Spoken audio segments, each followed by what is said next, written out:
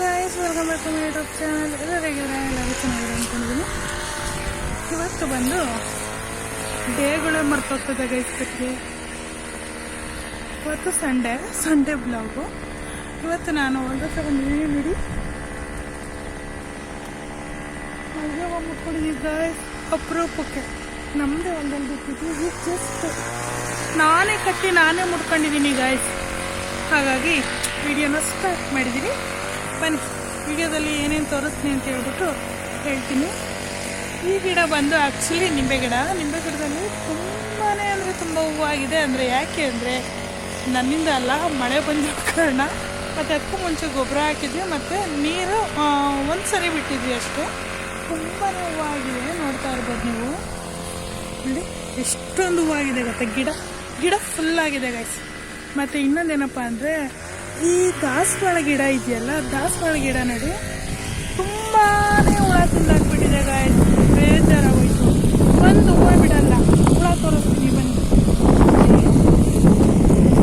ಹಿಂಗೆ ಇವರು ನೆಂಟರುಗಳಿವರು ಹೂವು ತಿನ್ನೋದಕ್ಕೆ ಅಂತ ಬಂದಿರೋ ಅಂತ ನೆಂಟರುಗಳು. ದಾಸವಾಳದ ಹೂವು ಮೊಗ್ಗು ಏನು ಬಿಡ್ತಾ ಇಲ್ಲ ಗಾಯ್ಸ್. ನನಗಂತೂ ತುಂಬಾ ಬೇಜಾರಾಯ್ತು ಇವ್ರನ್ನ ನೋಡಿ. ಏನೊಂದು ಬಿಡ್ತಾ ಇಲ್ಲ ಗೈಸ್. ಈ ಥರ ತಿಂದಾಕ್ತಾ ಇದ್ದಾರೆ ಅಂದರೆ ನೋಡಿ, ಇಲ್ಲೂ ತಿಂತಾ ಇದ್ದಾರೆ, ಇಲ್ಲೊಬ್ರು ತಿಂತಾ ಇದ್ದಾರೆ. ಕಾಣಿಸ್ತಿದೆ ಅನಿಸ್ತದೆ ಅಲ್ವರಾ? ನೋಡಿ ಹಿಂಗೆ ಮಾಡ್ತಾರೆ ಗೈಸ್. ಗಿಡ ಫುಲ್ಲು ತಿಂದಾಕ್ತಾವ್ರೆ ಅಂದರೆ ತುಂಬಾ ತಿಂದಾಕ್ತಾ ಇದ್ದಾರೆ. ಈ ಕಡೆ ನಮ್ಮ ಕರ್ಬೇವಿನ ಗಿಡ ನೋಡಿ ಎಷ್ಟು ಕ್ಯೂಟಾಗಿ ಚಿಗುರುಕೊಂಡಿದೆ ಅಂದರೆ ಸಖತ್ತಿದೆ. ಘಮ ಅಂತಿದೆ.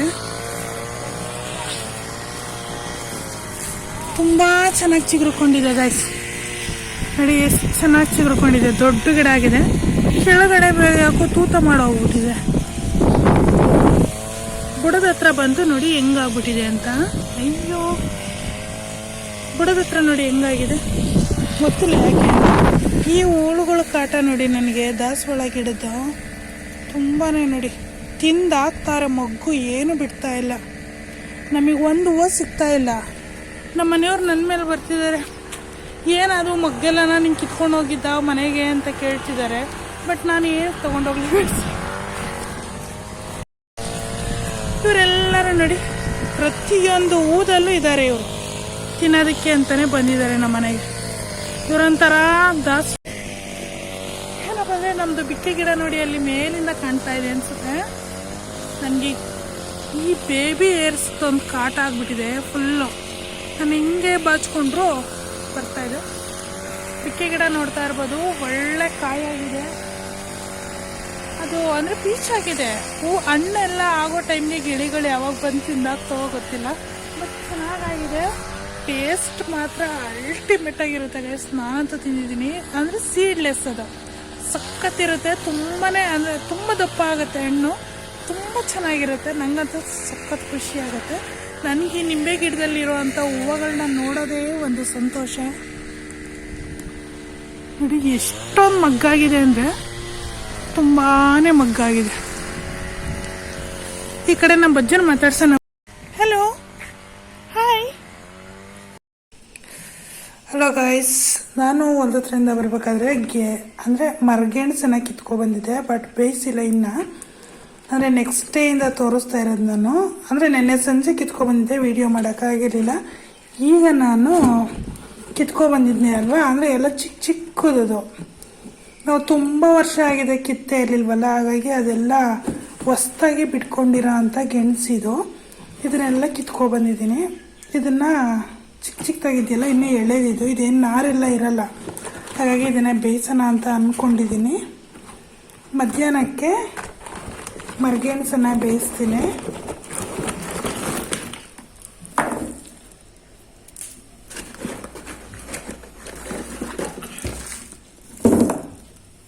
ನೋಡಿ ಇಷ್ಟು ಸಿಕ್ಕಿತ್ತು. ಮತ್ತು ಇಷ್ಟು ಹೂವು ಕಿತ್ಕೊಬಂದಿದೆ. ಅಂದರೆ ಹುಳ ಎಲ್ಲ ತಿಂದ್ಬಿಟ್ಟಿತ್ತಲ್ವ ಮಗ್ನೆಲ್ಲ. ಈ ಮಿಕ್ಕಿರೋ ಅಂಥ ಮಗ್ಗನ್ನ ಕಿತ್ಕೊಬಂದಿದೆ. ಇಷ್ಟು ಹೂವು ಸಿಕ್ಕಿತ್ತು ಮತ್ತು ಇಷ್ಟು ಗೆಣಸು ಸಿಕ್ಕಿದೆ. ಇದನ್ನೆಲ್ಲ ಮಧ್ಯಾಹ್ನಕ್ಕೆ ಬೇಯಿಸ್ಕೊತೀನಿ.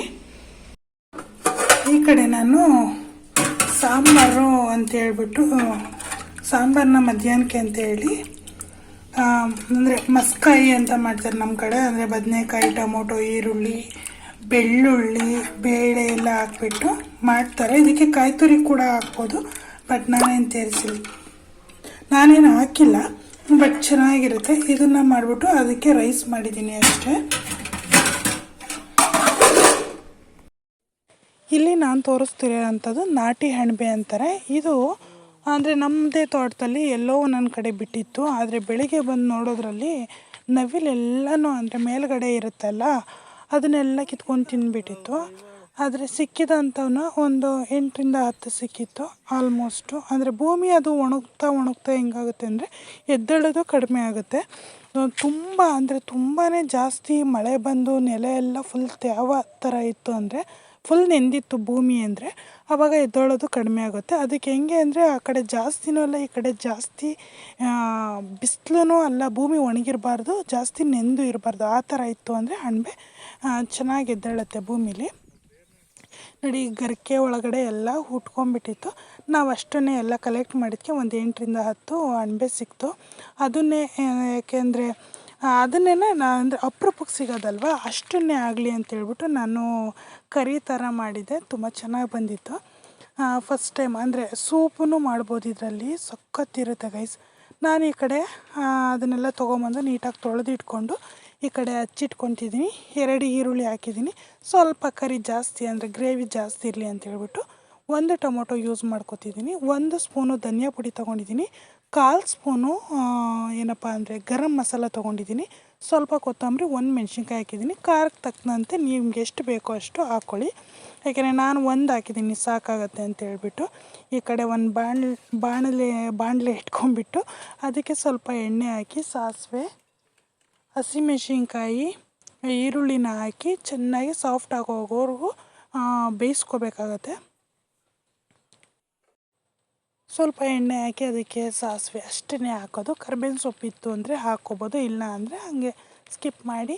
ಹಸಿಮೆಣಸಿನ್ಕಾಯಿ ಮತ್ತು ಈರುಳ್ಳಿ ಸಾಫ್ಟ್ ಆದಮೇಲೆ ಟೊಮೊಟೊ ಹಾಕಿ, ಟೊಮೊಟೊ ಸಾಫ್ಟ್ ಆದಮೇಲೆ ಮತ್ತು ಗರಂ ಮಸಾಲ ಮತ್ತು ಧನಿಯಾ ಪುಡಿ ಏನಿರುತ್ತೆ ಅದನ್ನು ಕೂಡ ನಾವು ಅದಕ್ಕೆ ಹಾಕ್ಬಿಟ್ಟು ಮಿಕ್ಸ್ ಮಾಡಬೇಕಾಗತ್ತೆ.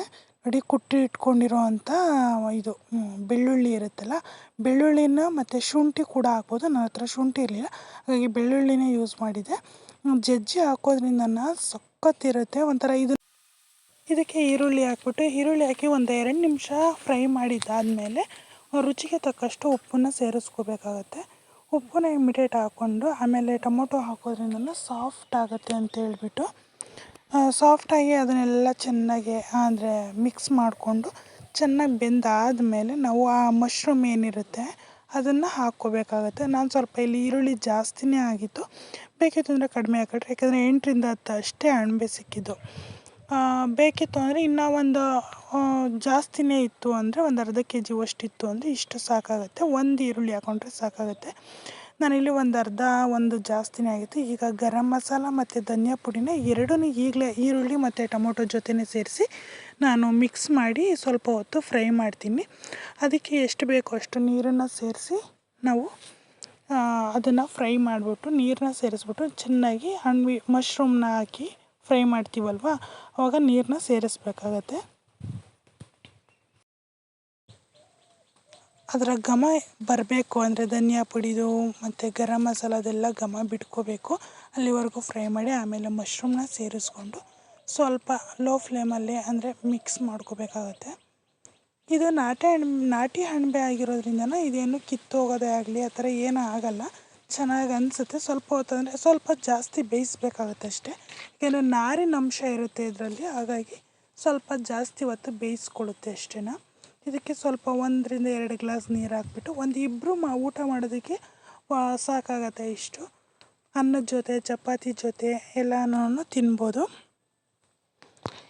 ಈಗ ಸಾಂಬಾರು ಕೂಡ ಹಾಕಿದ್ದೀನಿ. ಇದಕ್ಕೆ ಕೊನೆಯದಾಗಿ ಕೊತ್ತಂಬರಿ ಸೊಪ್ಪನ್ನ ಹಾಕ್ಬಿಟ್ಟು ಚೆನ್ನಾಗಿ ಕುದಿಸ್ಬೇಕು. ಅಂದರೆ ಅದು ಫ್ರೈ ಅದು ಏನಿರುತ್ತೆ ನೀರಿನ ಅಂಶ ಕಡಿಮೆ ಆಗ್ತಾ ಹೋಗಬೇಕು, ಆವಾಗ ಫ್ರೈ ಮಾಡಿಕೊಂಡು ಅದಕ್ಕೆ ಸ್ವಲ್ಪ ಹೊತ್ತು ಮುಚ್ಚಿ ಒಂದು 10 ನಿಮಿಷ ಬಿಟ್ಟರೆ ಅದು ಬೆಂದು ಬಿಡುತ್ತೆ.